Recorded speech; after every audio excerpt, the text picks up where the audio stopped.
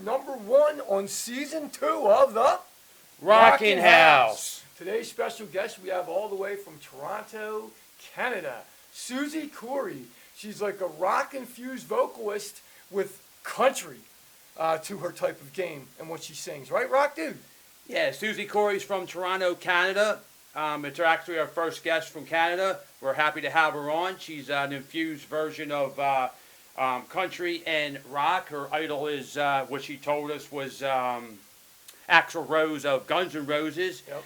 And when she travels around the country, she hires her band in. But when she's in the Toronto area, guess what? 2 of the guitar players from Puddle of Mud, who we all do know, is in her band. How cool is that?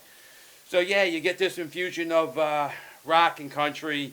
I would say a little more rock. She's an independent artist, and she's very visual in the independent music community. She had put some shows out throughout the country with other independent artists. So very enterprising girl, very smart, singer-songwriter from Toronto, Canada. What do you think, Mark? I think we're going to talk about some new things going on with her despite the crisis. She just released her single, which is, I believe, in 2020, was last year, Outlaw. Great song, got to check it out. And she's about ready to release a new single, Rock Dude, I think this year, she said, called Got a Feeling. So let's bring on Suzi, Kory to the Rockin' House to start off season 2. Welcome, Suzi, Kory, to the Rockin' House.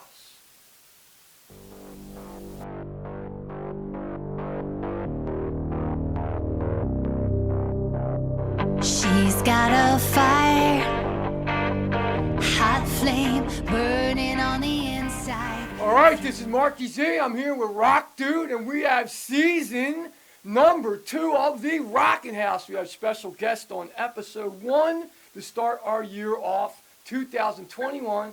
Suzi Kory of the Suzi Kory Band from Toronto, Canada. Hello, Suzi, and welcome to the show. How's it going? All right, going great, going great. We're so happy to have you on the show. You are our first Canada person that we've had this year. We're excited about it. So this is awesome. Let's talk about, Suzi, to start this show with you, how you started to become a singer or a musician. I don't know if you just sing or you can play other instruments. Let's talk about that. Let's start from the very beginning of Suzi Kory and where she went from there to where she is now. So the easiest way to explain this is by showing you my shirt right now. All right, Guns N' Roses, all right.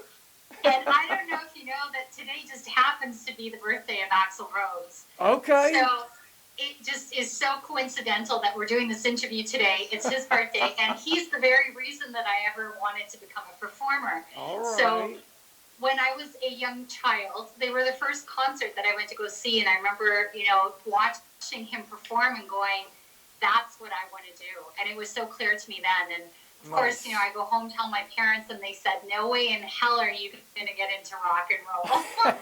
And so I put it off for several years, but, afterwards I just I have nothing to lose. Let me give this a try. And it was just about 4 years ago that I decided to pursue music as a profession.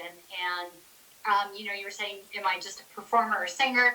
I do play instruments, very, very basic, enough to be able to write my songs. So, okay. But primarily I'm a vocalist, yes. Okay.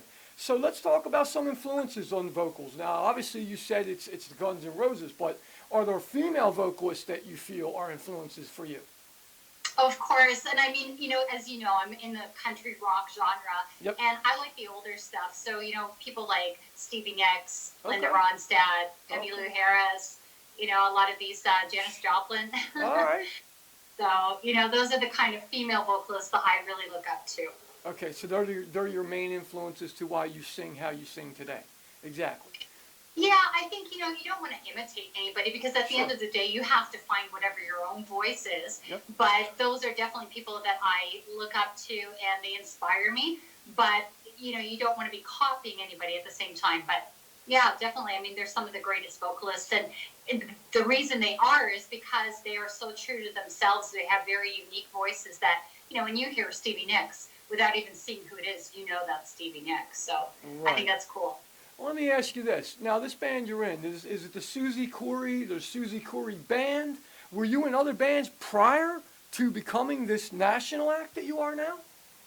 I mean, I did a little stint for just a couple of months where I was in a cover band. Okay. And other than that, no, I just, I started doing, I was thinking about putting together a band, but decided not against it, but I really like songwriting on my own. And so I found it was easier just to work as an artist on my own and then hire musicians as a band. Gotcha. So the guys that play with me live generally are the same people. So, but we're not technically a band per se because I'm a solo artist. Got it. Okay, yeah, and I kind of figured that based on the videos that that's pretty much what it is, that you would hire bands. If you did tours, you probably have separate musicians that are in place for each place that you might play in that particular area.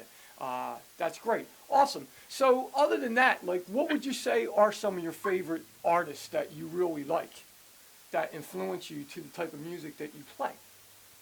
Well, it's funny that you say that because the music I play is country rock. It's mostly country music. Right. And yet I grew up on 80s rock. Okay, So all right. the bands that, I grew up listening to, like, Metallica and Red Hot Chili Peppers and Right. Aerosmith and Well, all of those bands.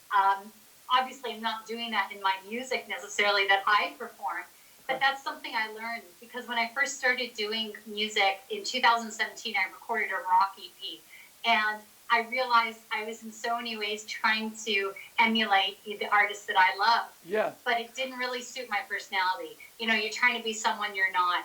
And I realized that even though you love a certain type of music, it doesn't necessarily mean it's the kind of music you need to be singing. So when I was performing, I found closer to me was something, more towards like Southern rock, country rock. So that suited me more so than doing the stuff that I grew up on that I love listening to. right. But it's not necessarily who I am or my personality. Okay, and I was going to ask that because you kind of answered my next question about the country music. Does that basically reflect off your personality of the songs you're writing that are these country type of Southern rock songs? Yes? Yeah, well, I have a funny story about how things changed from rock to country for me. Is I was telling you in 2017, I put out this rock EP with a producer I was working with here, John Angus McDonald in Canada. Okay. And then I got introduced to my current producer, Brent Woods. Okay. And we became friends first. I wasn't working with him, but we were just friends. And he's worked with like Kiss. He's worked with, Wow. he mixed their 40-year anniversary thing. Nice. He's the current guitarist for Sebastian Bach. He Wow. toured on and off with Vince Neil for 10 years, Wow. and he's in a band with Taylor Hawkins. And I thought, this is perfect. This is my rock guy, that we're going to produce an awesome rock album. Yeah. And little did I know that in the end, he was very insistent on finding my own sound. But while doing that, that's when things just organically changed to country. And he's like, you know what? I think you're better suited for country. And I didn't know it at the time. And I was working with him thinking we're going to create a rock album. Right. Okay. But he Gotcha. was spot on, and for me, it was a right fit because when I started writing songs in this genre, it felt so natural. So, here I am doing country.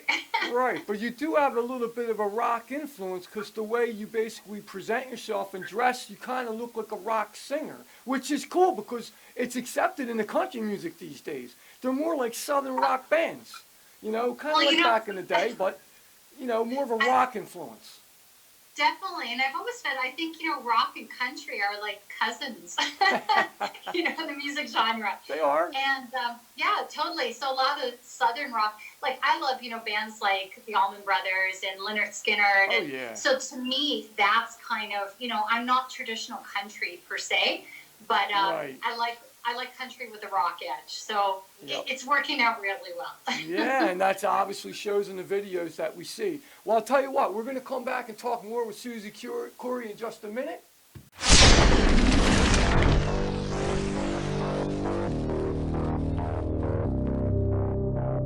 She's got a fire, hot flame burning on the inside, fueled by desire. Got caught, trapped in a landslide. Last chance left to fight, gonna make it count. Knock 'em down when they say you'll never make it now. Time to take it higher.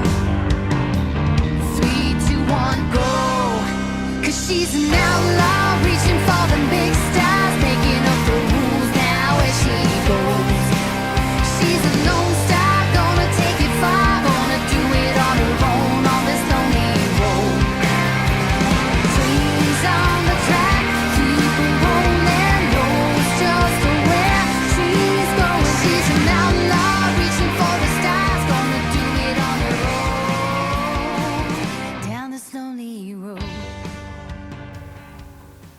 All right, this is Marky Z. I'm back again with Suzi Kory of the Suzi Kory Band. Welcome back.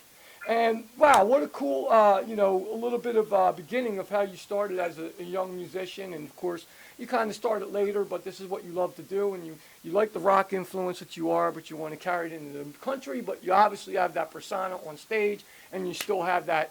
You got a Guns N' Roses shirt on. It just says it right there. So what we're going to do is let's talk about Suzi Kory Band and where we're at now. The artists you work with, I believe some of them are from Puddle and Mud. Some of them have worked with you, which is awesome. And of course, let's talk about some memorable places that you performed at that are like, wow, I'm on the stage. I can't believe I'm performing with these bands. Look at, that kind of thing. Let's talk about those things, about what's going on with the Suzi Kory Band and what were some memorable places and performances you've done.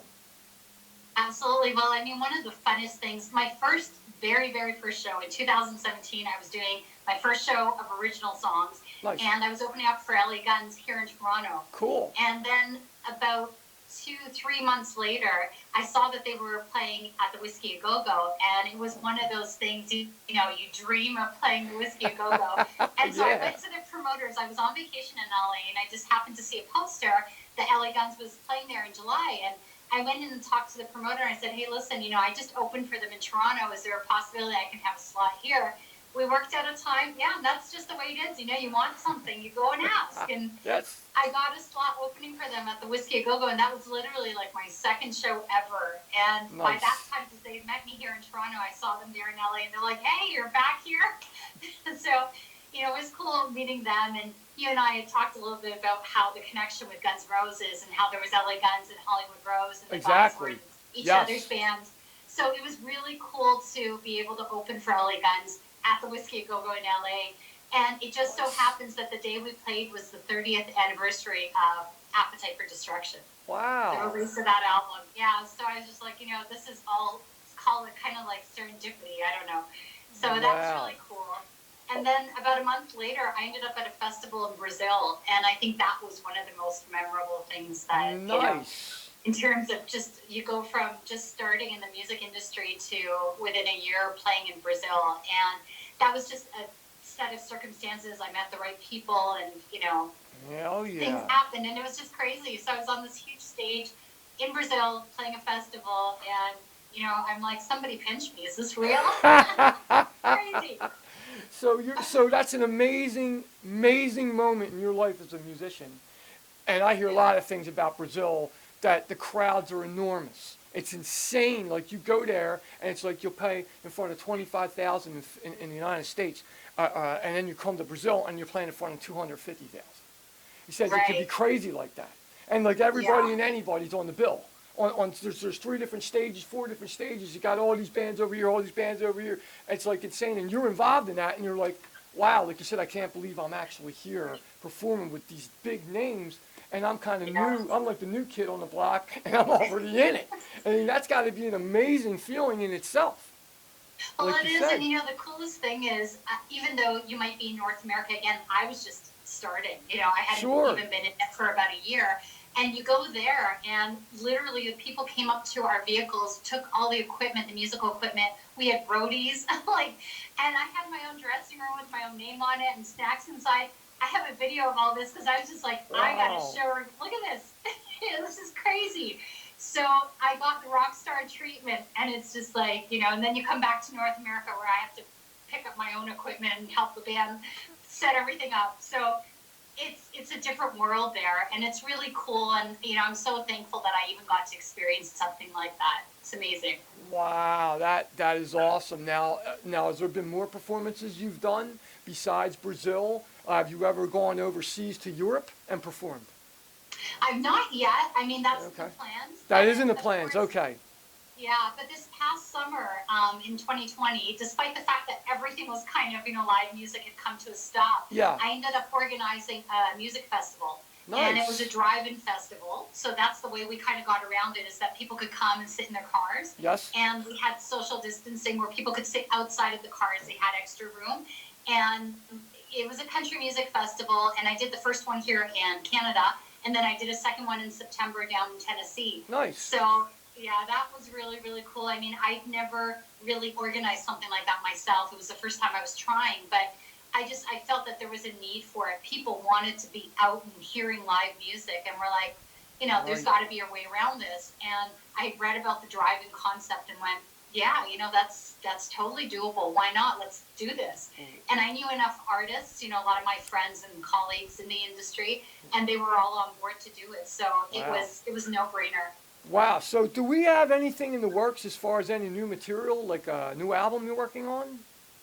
Well, I haven't really put out an album just because the way the industry works right now, you put out single after single. Got I it. do have a new single coming out in March. Okay. And it's a really upbeat, fun song. And Cool. it's called Got a Feeling, and it's about having a great feeling about someone that you just can't explain, I'm sure you've had it, Marky. Sure. Yeah, we talked about some of those things before. Yeah. Okay, so cool. So you got another single coming out. That's great. Yeah. All right. So as far as, with this deal we're doing with this scandemic, it's not keeping you down, which is great. And that's awesome because it's not doing the same for me. I'm just doing what I do and keep going, and that's it. And I'm seeing fruits from it. So you know what? When you keep doing what you're passionate about, people see that and they want to work with you. So you're basically saying that right here is what's going on with you. You went and took the chance and you booked that and created this whole little mini tour thing, and it was successful. That's amazing. That's awesome. That's so awesome you did that. Well, I'll tell you what, we're going to come back again with Suzi, Kory in just a minute. Started out a young girl, a little bit shy. Sparkle of hope in my daddy's eyes. If you really want something, you might as well try. Keep your feet on the ground, girl, don't get your hopes high. They gonna drag you down, better get right up. Push a little harder when you've had enough. 'Cause the tough get going when the going gets tough. All the pretty little things that your mama never taught you, found out on your own when you took the risk.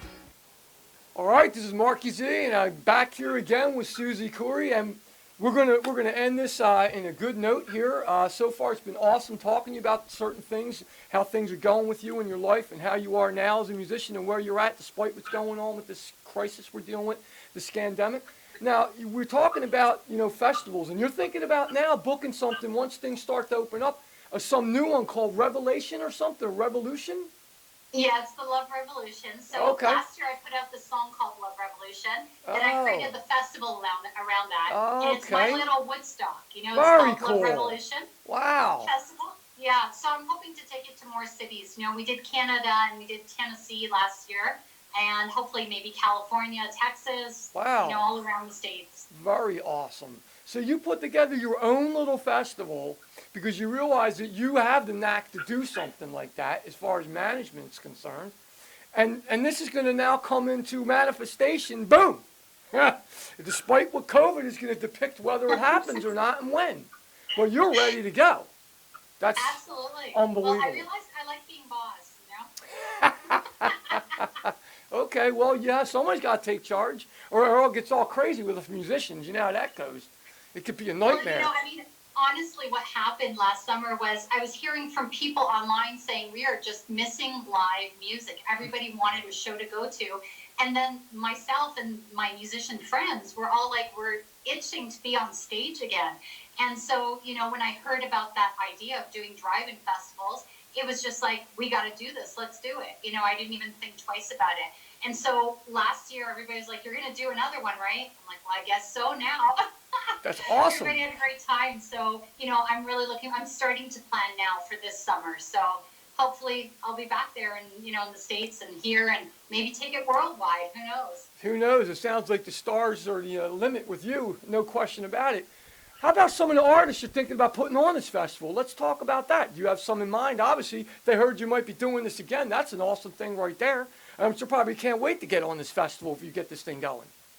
Well, it's funny that you mentioned that because, first of all, I did it as a festival for independent artists, so it's Okay. indie artists. Cool. Yeah, because people who are with labels, they're under contracts and it's a little bit more restricted. Whereas those indie artists, really, there's nobody telling us what to do or when to do it. Yep. So it's a lot more freedom. Right. And that's why I created it as a festival for independent artists. I'll Okay. continue doing that. But you're right. What happened was when we did the first festival last summer, all of a sudden I had people reaching out to me saying, hey, are you thinking about doing this again? I'd love to be on the festival. So now I have a bigger pool of people, to have on it. So I'm hoping to have the same people we had last year, plus add to it, double it and have double the number of artists. And who are some of the artists, if you don't mind, that were on the festival? Are they some no names?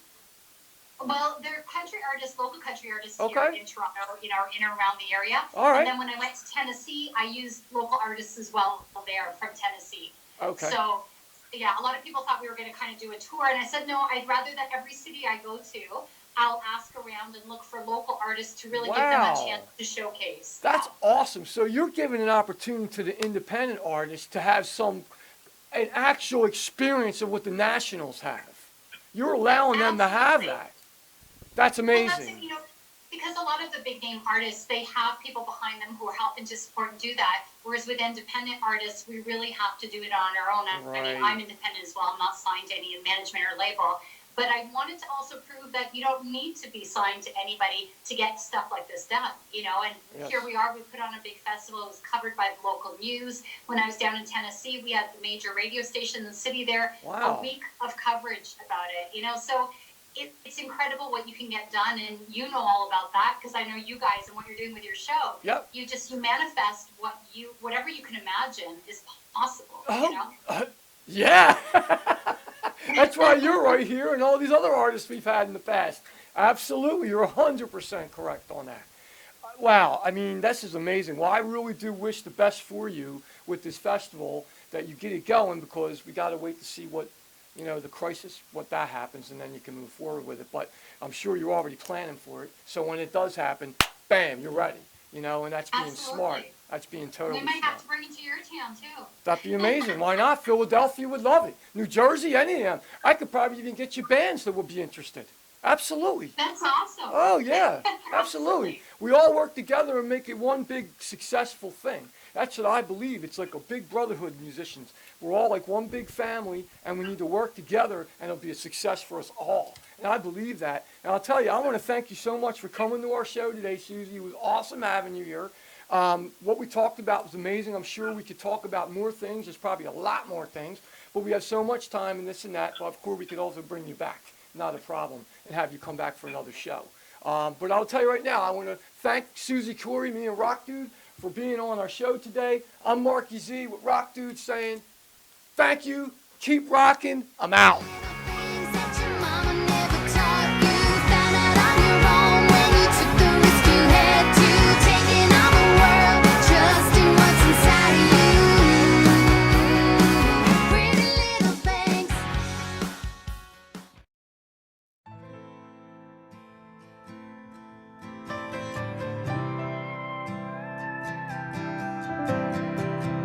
You've been running around like all them wild horses, chasing after a dream, nobody tying you down. No, it's never been easy finding love in a hotel. No time for goodbye, you gotta hit the next town. But before